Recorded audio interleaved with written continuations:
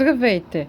Знаете ли, че дивите шимпанзета в Гвинея са наблюдавани системно да пият ферментиралия сок от рафиева палма, която съдържа около 3% алкохол и е наблюдавано при урината от 17 до 20 шимпанзета наличие на алкохол в кръвта.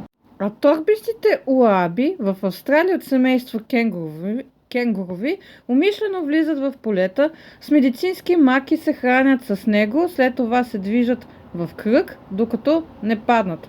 Правят го с цел изцеление и оцеляване или за чисто удоволствие. А делфините поемат тетрадотоксина, който се отделя от рибата балон и изпадат в състояние подобно на транс. Учените доказват, че плодовитите мушици снасят яйцата си в субстанции с етанол, за да ги предпазят от паразити. И повечето животни употребяват наркотични и психоактивни вещества, използват токсини и растения най-вече за самолечение при стомашни разстройства или защита от паразити.